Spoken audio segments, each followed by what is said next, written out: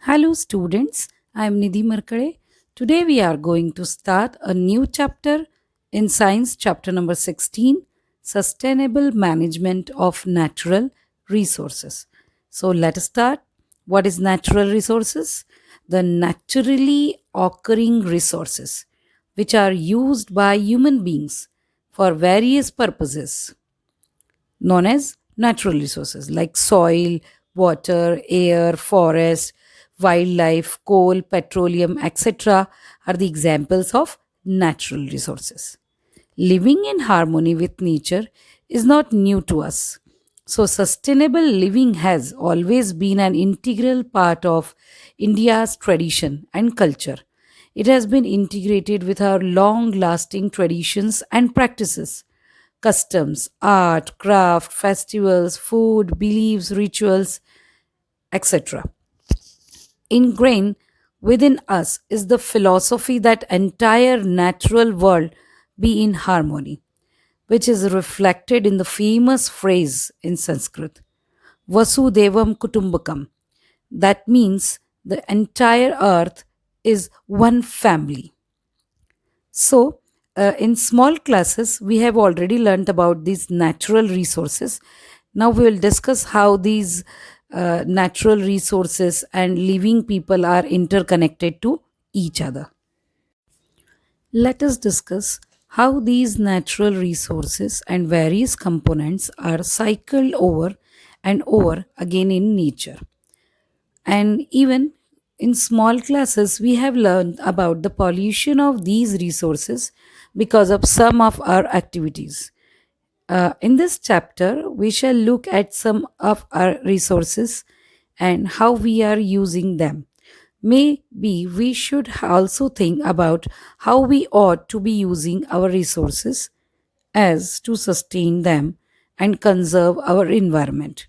We shall be looking at our natural resources like forest, wildlife, water, coal, and petroleum, and let us discuss all the issues at stake in deciding how these resources are to be managed for sustainable development along with the input from our traditional practices, because we are already known about for last few years there is so many pollution, and many more things are polluting these are natural resources, so we have to think on it.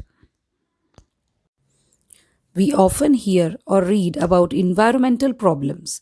These are often global level problems, and we feel helpless to bring any change. There are some international laws and regulation. Even then, there are our own national laws and facts for environmental protection. There are also national and international organizations working towards protecting our environment. So, let us discuss. One of the important environmental protection is for our river Ganga. So, let us discuss about Ganga Action Plan. Awareness about the problems caused by unthinkingly exploiting our resources has been a fairly recent phenomena in our society. So many things are completely damaging our neat and clean rivers since last many years. And once these awareness rises, some action is usually taken. And that action has been taken for Ganga as a Ganga Action Plan. This multi crop project came about in 1985 because the quantity of the water in the Ganga was very poor. Coliform is a group of bacteria found in human intestines whose presence in water indicates contamination by disease causing microorganisms. Here, the presence of these coliform bacteria in water indicates the presence of microorganism causing diseases. There are some measurable factors which are used to quantify pollution or the quality of water to improve the quality of water. Like the pH of water can be easily checked using universal indicator, the pH meter scale.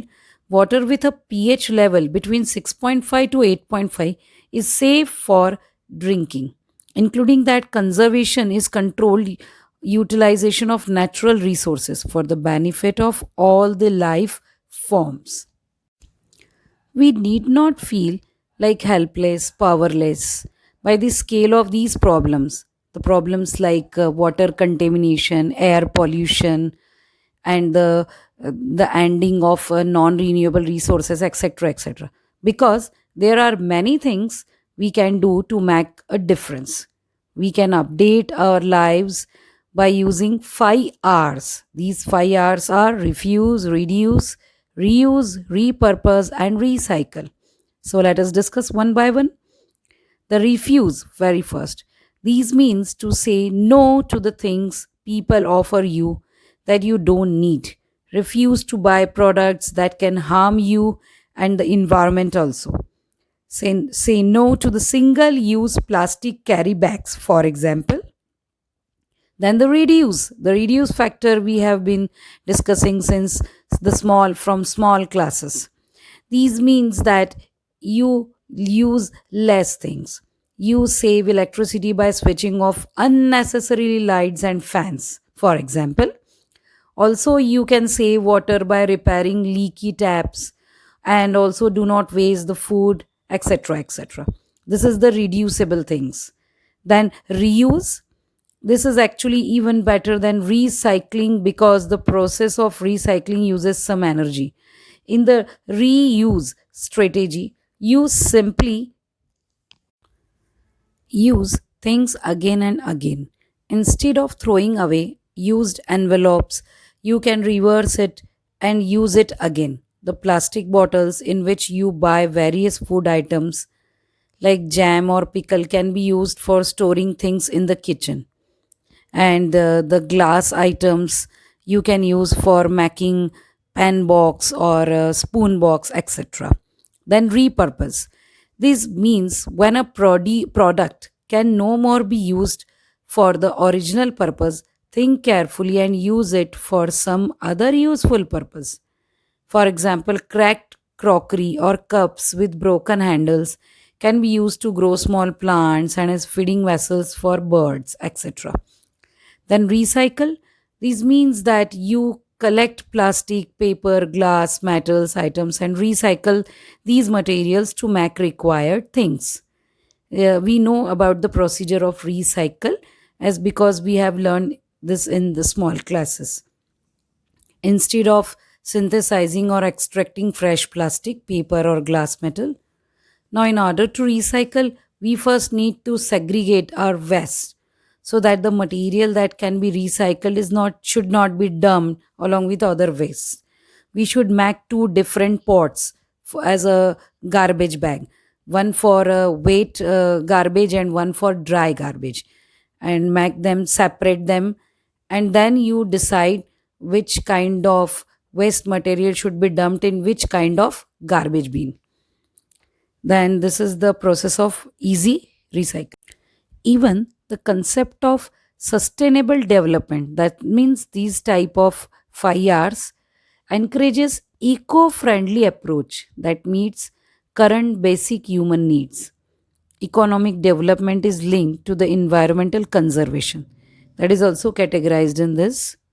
So thus, sustainable development implies a change in all aspects of life. It depends upon the willingness of the people to change their perceptions of socio-economic and environmental conditions around them, and the readiness of each individual to alter their present use of natural resources. So, these are our sustainable management programming. Now, next.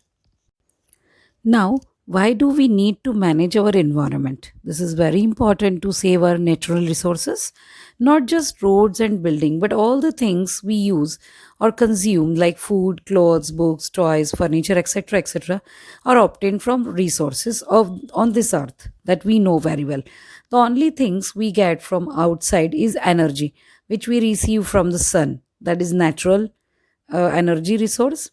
Now, even these energies processed by living organisms and various physical and chemical process on the earth. before we make use of it, like solar energy concept, wind energy concept, water energy concept, etc. These are not unlimited, but if we consider the case of petroleum products like fossil fuels, so these are not unlimited sources. And with the human population increasing at the tremendous rate due to improvement in healthcare, the demand for all resources is increasing at an exponential rate. Definitely, we need more and more fuel for us for sustaining life. The management of natural resources requires a long term perspective so that these will last for generations to come and will not merely be exploited to uh, hit for short time. The management should be such that ensures equitability distribution of resources for all and not just for a handful of rich and powerful people benefit from the development of these resources. It means we can say that these resources should be distributed to each and every person without any bias. Another factor to be considered, while we use these natural resources, we are actually damaging our environmental cycle, or we can say we are disturbing our ecosystem. So we should think over it. For example, mining causes pollution because of the large amount of slag which is discarded for the every ton of metal extracted. Hence, sustainable natural resources management demands that we plan for the safe disposal of these wastes also too. The present day global concerns for sustainable development and conservation of natural resources are of recent origin as compared to the long tradition and culture of nature conservation in our country. Principles of conservation and sustainable management were well established in the prehistoric India.